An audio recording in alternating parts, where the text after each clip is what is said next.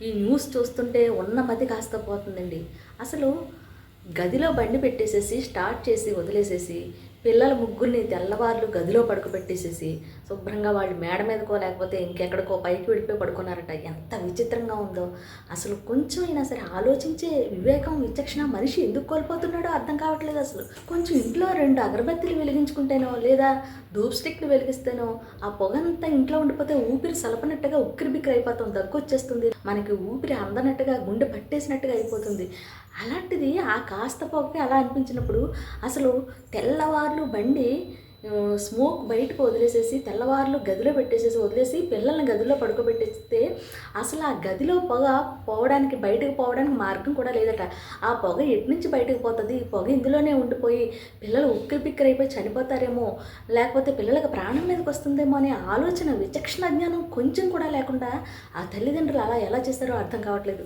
కనీసం అతను చూస్తుంటే ఏదో మానసిక వికలాంగుల్లా ఉన్నాడు తండ్రి, లేదంటే ఫుల్ డ్రింకరో, మొత్తానికి అతనికి ఏదో ఉంది, ఏదో ఒక రకమైన మానసిక సమస్య మాత్రం అతనికి ఉన్నట్టుగా అర్థమవుతుంది. కనీసం తల్లికి ఏమైందండి? ఆవిడ ఆలోచించాలి కదా. ఈ స్మోక్ వదిలేసేసి పిల్లల్ని ఇంట్లో పడుకోబెట్టేసేస్తే, మనం ఎక్కడో పడుకుంటే పిల్లలకి ఏదన్నా కష్టం వస్తే అసలు స్మోక్ గురించి కాదు, పిల్లల్ని ప్రత్యేకించి తెల్లవార్లు ఒంటరిగా పడుకోబెట్టిస్తే వాళ్ళకి మధ్యలో ఏ సమస్యలైనా వస్తే వాళ్ళు ఎవరికి చెప్పుకుంటారు?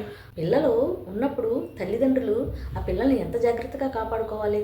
వాళ్ళకి పక్కగానే పడుకోవాలి, లేదంటే పక్కన ఇంకో గదిలో పడుకోవాలి. కానీ పిల్లల్ని ప్రత్యేకించి మొత్తానికి వదిలేసేసి వాళ్ళు ఎక్కడో పడుకోవడం, ఈ లోపల ఏం జరిగితే ఎవరు చూస్తారు?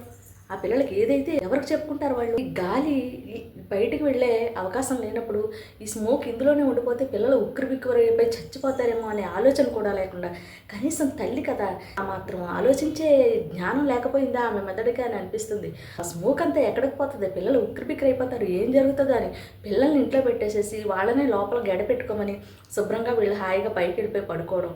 ఆ పిల్లల దగ్గర వాళ్ళ ఆలనా పాలన నిద్రలో కూడా చూసుకోవాలండి.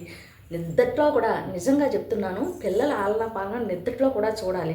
నిద్దట్లో కూడా వాళ్ళకి కొన్ని కొన్ని ప్రాబ్లమ్స్ వస్తూ ఉంటాయి. అలాంటప్పుడు మనం పక్కనే ఉండాలి. కనీసం తెల్లవార్లు పక్కనే లేకపోయినా మధ్య మధ్యలో అన్నా సరే లేచి మన పిల్లలు మనం చూసుకుంటూ ఉండాలి. వాళ్ళు పడుకున్నారు కదా, తెల్లవారే వరకు మరి ఇంక వాళ్ళతో మనకు పని లేదు, మనతో వాళ్ళకి పని లేదు అని అనుకోకూడదు.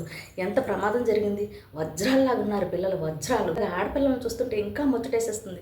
పిల్లలు లేక ఎంతోమంది బాధపడుతున్నారు. ఉన్న పిల్లల్ని ఎలా కాపాడుకోవాలో తెలియక ఇలా ఏడుస్తున్నారు చాలామంది ప్రజలు. మనిషి అప్రమత్తంగా ఉండకపోవడం వల్లే ఇలాంటి ప్రమాదాలు జరుగుతాయి. ఈరోజు వాళ్ళు ఎంత ఏడ్చినా ఆ పిల్లల్ని ఎవరు తెచ్చివ్వలేరు, వెనక్కి తెచ్చుకోలేరు.